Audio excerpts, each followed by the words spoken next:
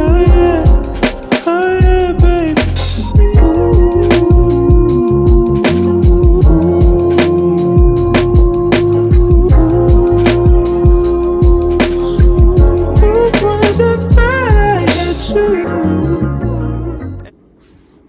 Hey y'all, welcome back to my YouTube channel. So let's get started. I realized in my first video that I was all over the place, so I'm gonna redo this and kind of do it better and break it down into different videos. So for this video, we are gonna strictly talk about the liquid diet.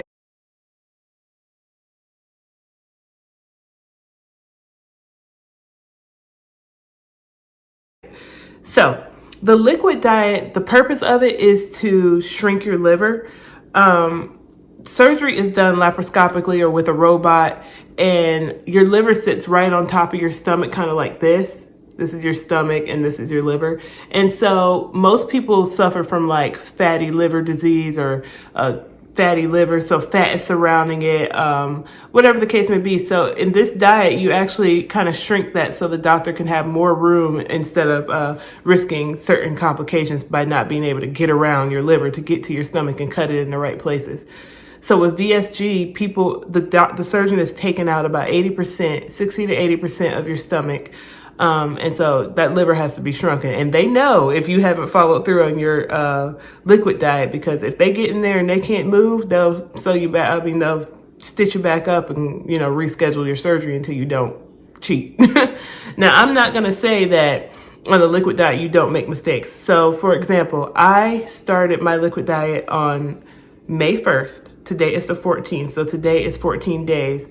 But my surgery is not until the 16th. I started 2 days early to kind of give myself some wiggle room because I just knew that I was going to mess up. So I kind of wanted to go longer just in case I had a moment in there where I slipped up. And because I gave myself that excuse, I ended up doing it because I knew I technically didn't start yet. So I cheated the first like 2 days. I was like, absolutely not. I ended up having what I call, me and my friends who have been on weight loss journeys up and down for like a decade now, we have this thing called a fat funeral, or a fat funeral, how we say it in the South. But it's like you just eat whatever. I mean, you pig out, you eat whatever, and it's like a representation of what you can't have anymore. It's crazy, but a representation of what you can't have anymore. So you're just gonna pig out on it one more time, and then the diet starts the next day. So that's kind of what I did on day 1 and 2. I went to Olive Garden, I got all my favorites, and I was like, okay, this is my last time eating this ever in my life, so I'm about to go in, and I did. And then, but as soon as day 3 hit, which was technically day 1 for me, I have not cheated once. Like, it's been strictly shakes, Gatorade Zero, water, broth, Jello, sugar-free, popsicles, except not one time have I slipped up and eaten anything. So I'm very proud to say that because I did not think I could do that. Like, I'm one of those that will do a diet, for example, and I might make it for like 4 or 5 days, but I never make it 2 weeks, let alone any longer than that. And so with the liquid diet, the hardest part of it is just the mind games, the mental toughness that you need to trick your brain, to let your brain know that you're not hungry. Like, you don't feel hungry, you just kind of miss snacking, you miss eating, you miss binging, you miss watching movies and eating your food. Like, you know, you've missed the ability to get that crunch. I kind of relate it to like a smoker. So people who are trying to quit smoking, they usually after a little bit don't actually miss the nicotine or the smoking. It's that movement, that hand to mouth movement that's like in your brain. And so it's the same kind of like with a food addiction. It's comfort in like picking up some food and just eating. It's an emotional thing. Like, I've learned so much in this last 6 months of going through this process about how strong food is in your life.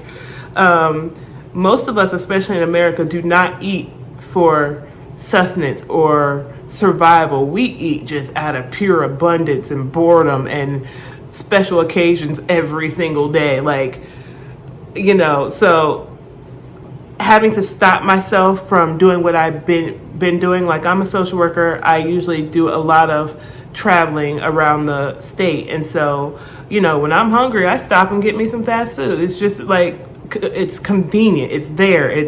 There's a never-ending amount of places to stop. So not being able to do that over this last 2 weeks was like all mental, because technically you're not hungry. Like the shakes have about 200 to 250 calories in it, 30 grams of protein. You're taking about 5 of those a day, plus the broth and all the other liquids you're getting. Your stomach is not hungry, but your mind is like, oh my gosh, I have to have it. But if you beat that, that starts you off for your after your post-op in a high place. Like it builds your confidence that you can beat your cravings.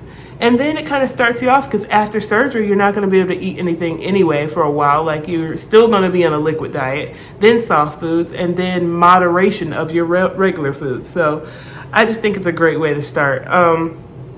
For me, I went ahead and when you're in your process, after you go visit the people and you pick out what kind of surgery you want, you're taking the classes, you're doing a supervised primary care visits for weight loss to get approved. One thing that stands out is your psychological evaluation. So you have to be approved by a psychologist or psychiatrist that you're stable enough mentally to go forward with this process. Are you doing the surgery for yourself? Are you feeling like you have to do it to get approval from someone else? Like they delve deep. And so I historically have kind of been a people pleaser, but I have learned that I'm doing the surgery for myself. I'm mostly surrounded by people who are anti-it, mainly because they know of somebody who's had a bad experience, or I'm from the South. Everybody likes a big girl. Everyone likes a thick girl. Like if you lose weight, especially with a surgery, you're almost looked at negatively, like you've lost your beauty if, God forbid, you're within a healthy weight region or weight range. So a lot of the pressure I've been getting is, oh, girl, you're going to be too skinny. What if you lose your butt? That you sticks and bones, you're going to look sick. But, just a bunch of Southern talk in my ear. And I respect it because I respect the people it's coming from. But I also know that if I don't do this now and I'm 30, I don't want to be 40, 50, 300-400 pounds. Like my weight when I started my liquid diet on day 1 was 285.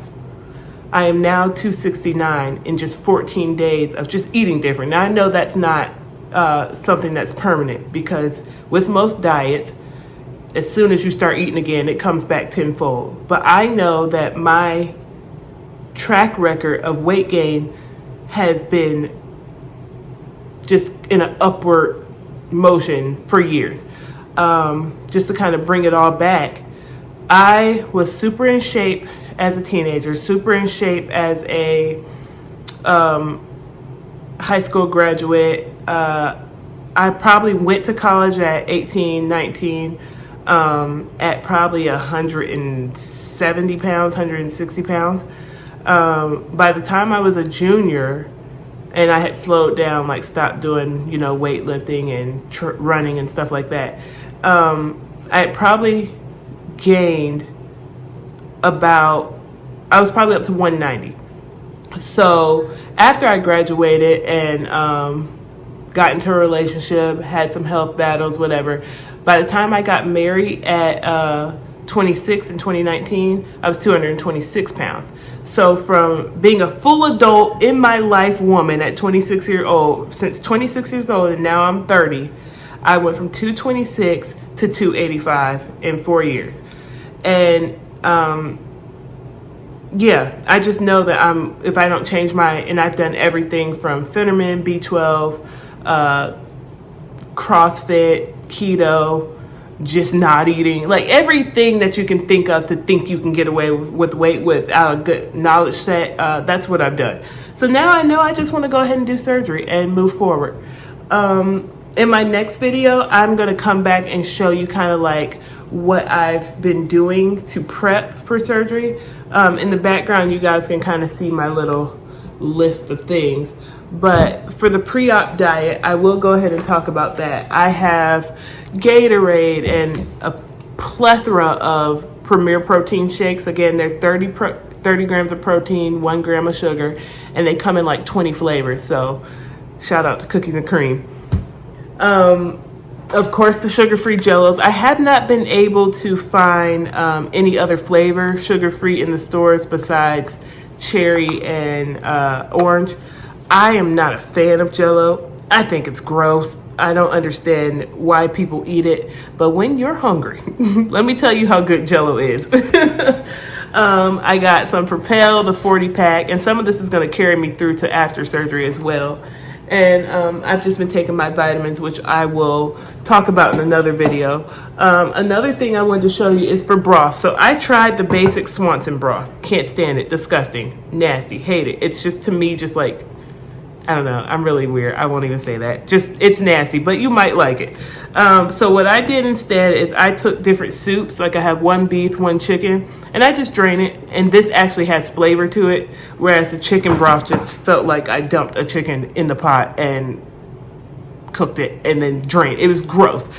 Yesterday, I actually found these two. I got a Japanese chicken, ginger, and soy broth. And then I got a beef broth, a faux one. And I'm going to see if these taste even better. I haven't tried it yet, but that's just kind of where I'm at in the liquid diet. Again, it's mental toughness. So I would recommend going ahead and getting some sort of therapy started. You're going to need it post-op. It might even help you prepare for surgery as you wait until your actual date. I know for me, I've met with my lady twice. Turns out she's actually had bariatric surgery as well. Didn't know that when I signed up with her. But she's kind of been like helping me through it, trying to talk about, you know, are there any triggers that, you know, what's in your history that may have led you to have some sort of feeling about your weight, or what are some of your current triggers? Are there anything right now that you need to change before going into surgery, so that you're not distracted later, you know, just keeping you on point. And I think therapy is so great, and it took me 30 years to figure that out. So that's it for the liquid diet. I will get back with you guys in the next video and show you kind of what I bought to prepare for this surgery. I did have some other things, and that I might put a clip in from a video that I did previously, because I forgot a couple of the other liquids that I've been taking, like the protein water. But if not, I'll list everything in the description box. So I kind of just wanted to come in here and show you what the whiteboard looks like that I'm keeping. It just helps me stay on track to see it. So every day I kind of put a tally mark of what I had. Today I'm on day 14. As you can see, on day 1 I was 285. Day 14, I'm 269. Every single day I kind of track my weight. And so it's been like a steady decline. I've kind of stalled out between day 12 and 14. But yeah, I marked my shakes, water, popsicles, vitamins, Gatorade, and Jello. At first I did have exercise. As you can see, by day 3, I was over that. I stopped writing it. Only thing I've been doing is walking. And then later on, I didn't start eating broth until about day 10, because I actually hate soup, but I went ahead and started eating it because I got too hungry. So I started drinking some broth starting on day 10 onward. But yeah, that's my little whiteboard, and you guys can probably keep a log or do it on your phone, but I'm one of those people that has to write it down. So yeah. Thank you guys for joining me, and I'm going to try and improve to not ramble so much. Talk to you guys later. Bye. You lead me to paradise.